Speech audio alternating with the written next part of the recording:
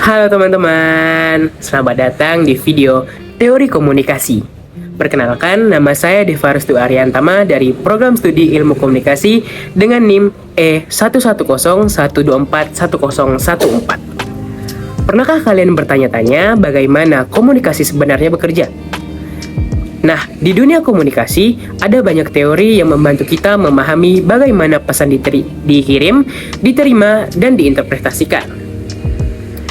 Dalam presentasi kali ini, kita akan membahas 15 teori komunikasi yang paling penting dan berpengaruh. Baiklah, tanpa berlama-lama lagi, mari kita mulai dengan teori yang pertama. Yang pertama, teori komunikasi behaviorisme. Teori ini dikembangkan oleh seorang ilmuwan dari Amerika yang bernama John B. Watson. Intinya, pada teori ini, perilaku manusia selalu berhubungan dengan rangsangan dan reaksi.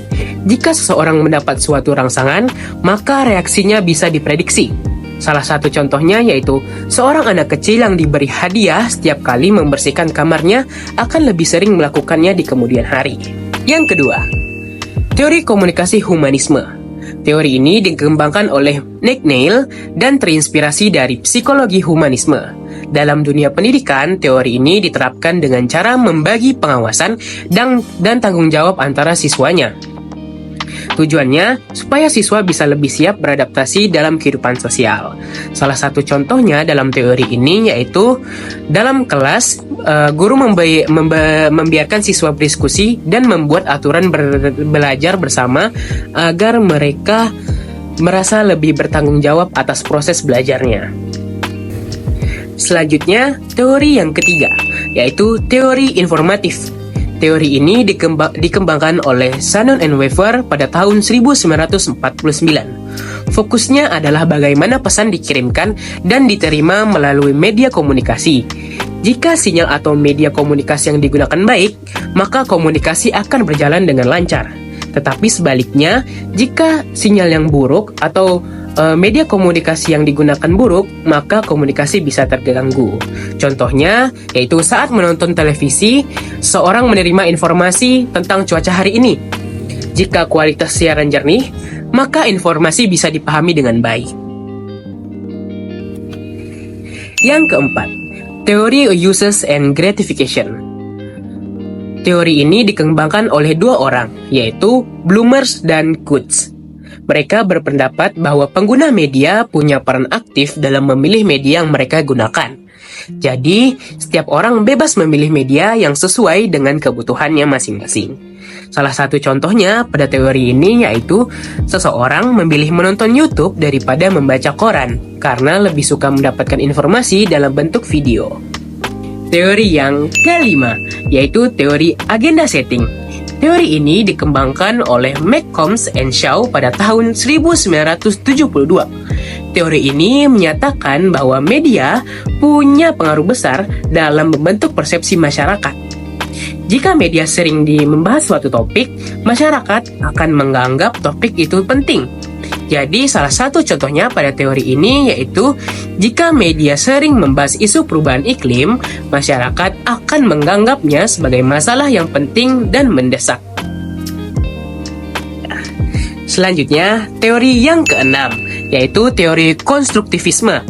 Teori ini dikembangkan oleh Piaget dan Vygotsky. Intinya pada teori ini, setiap orang punya cara sendiri dalam memahami kenyataan dan selalu belajar untuk menemukan serta memahami bahasa. Salah satu contohnya pada teori ini yaitu seorang anak yang sering bermain dengan balok kayu akan belajar membangun bentuk tertentu sesuai pemahamannya sendiri.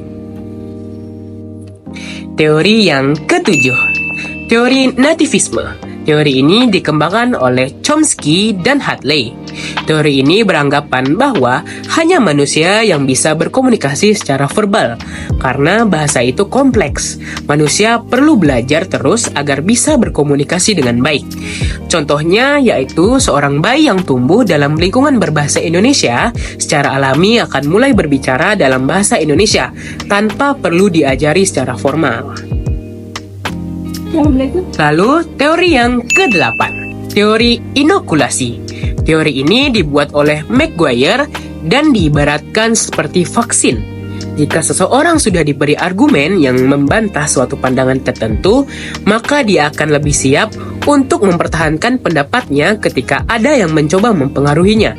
Salah satu contohnya pada teori ini yaitu sebelum berdebat, seseorang politisi dilatih untuk menghadapi pertanyaan sulit agar tidak mudah terpengaruh oleh lawan debatnya. Teori ke-9 yaitu ada teori kultivasi. Teori ini dikembangkan oleh George Gardner dan membahas bagaimana media mempengaruhi cara berpikir masyarakat dalam jangka panjang. Media massa lebih banyak membentuk budaya sosial daripada sekedar mempengaruhi individu secara langsung. Salah satu contohnya pada teori kultivasi yaitu seseorang yang sering menonton film aksi mungkin akan menganggap dunia luar lebih berbahaya daripada kenyataannya.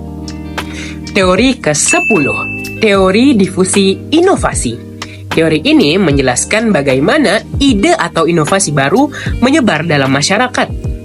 Rogers mengatakan bahwa difusi adalah proses penyebaran gagasan baru melalui berbagai saluran komunikasi. Contohnya pada teori ini, seseorang petani mulai menggunakan pupuk organik setelah mendengar cerita sukses dari teman-temannya yang sudah mencoba terlebih dahulu. Teori ke-11, yaitu teori operant conditioning. Teori ini pertama kali dikemukakan oleh Skinner pada tahun 1904. Menurut Skinner, penghargaan dan motivasi ini sangat penting dalam proses belajar. Jika seorang diberi hadiah atau nilai bagus setelah melakukan sesuatu, dia cenderung akan mengulanginya lagi. Contohnya pada teori ini yaitu seorang murid yang mendapatkan nilai bagus karena rajin belajar akan semakin termotivasi untuk terus belajar secara giat. Selanjutnya teori yang ke-12 yaitu ada teori classical conditioning. Teori ini dikemukakan pertama kali oleh Ivan Petrovich Pavlov. Teori ini mengatakan bahwa belajar terjadi karena adanya kebiasaan yang terus dilakukan. Misalnya, jika seseorang terbiasa dengan suatu kondisi tertentu, maka dia akan otomatis meresponnya tanpa berpikir panjang. Salah satu contohnya pada teori ini yaitu setiap kali bel sekolah berbunyi, siswa otomatis bersiap untuk pulang tanpa perlu diingatkan. Teori yang ke-13 yaitu teori systematic behavior. Menurut Hull, seseorang butuh dorongan atau motivasi sebelum melakukan kegiatan belajar. Jika seseorang merasa butuh sesuatu, dia akan berusaha belajar untuk memenuhi kebutuhannya itu. Salah satu contohnya pada teori ini yaitu seorang karyawan bekerja lebih keras untuk mendapatkan bonus tahunan karena dia memiliki kebutuhan finansial.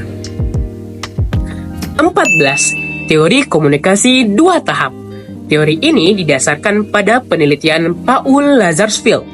Intinya, media massa tidak langsung mempengaruhi masyarakat, tetapi lewat perantara seperti pemimpin opini yang menyebarkan informasi kepada orang lain. Salah satu contohnya pada teori ini yaitu orang-orang lebih percaya informasi tentang kesehatan dari dokter atau influencer yang mereka ikuti daripada langsung melalui berita dari TV. Dan yang terakhir yaitu teori ke-15, teori komunikasi administrasi. Salah satu tokoh yang berkontribusi dalam pengembangannya adalah Chester Barnard. Teori ini membahas bagaimana komunikasi dalam organisasi harus berjalan dengan baik agar semua anggota bisa bekerja sama dan memahami satu sama lain, sehingga tujuan organisasi tersebut bisa tercapai dengan efektif. Salah satu contohnya pada teori ini yaitu dalam perusahaan, atasan harus berkomunikasi dengan baik kepada timnya agar pekerja lain bisa berjalan lancar dan semua orang memahami tugasnya masing-masing. Baik, sekian dari saya dari presentasi 15 teori komunikasi tersebut. Sampai jumpa teman-teman.